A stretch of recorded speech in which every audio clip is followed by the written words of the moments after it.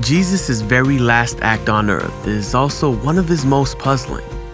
He ascends into heaven to be seated at the right hand of the Father.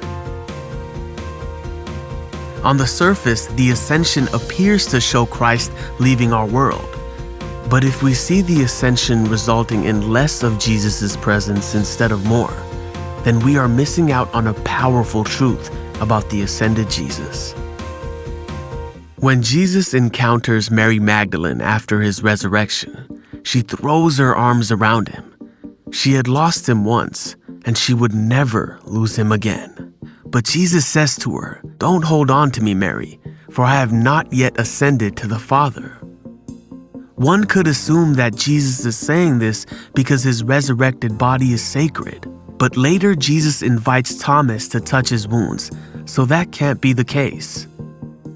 Jesus knew the fear that Mary felt, thinking she had lost him forever. So through his reply, Jesus is saying, if you let go, if you let me ascend, you'll have access to an even stronger relationship with me.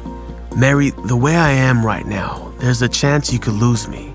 But if I ascend to the Father, you will have me forever, and nothing will ever be able to take me away from you. His presence would come through the Holy Spirit, who is not merely a force, but a person who would come in his place. Jesus said, "Unless I go away, the advocate will not come. But if I go, I will send him to you." And one of the roles of the Holy Spirit is to reveal Christ to us.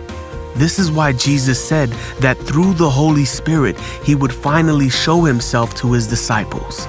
The implication is that the disciples did not and could not truly know Jesus until he went away bodily and returned through the Holy Spirit, which is encouraging for us to see, because you might be under the impression that if only you could have lived and walked with Jesus, that you would know him better than you do now. But you'd be wrong. Before Jesus died, the Holy Spirit had not been released into the world in this powerful way. And you can only know Jesus fully through the Spirit's influence, as he shows you in the shadow of the cross how high and long and wide and deep his love is for us. In other words, through the Holy Spirit, you can see Christ and know his presence and his love better than the apostles on the night of the Lord's Supper. So the inevitable question is, are you living like this is true? Are you living like Christ is more accessible now than he was when he walked the earth? Jesus has made his intentions clear. He left heaven and all of his glory for your sake.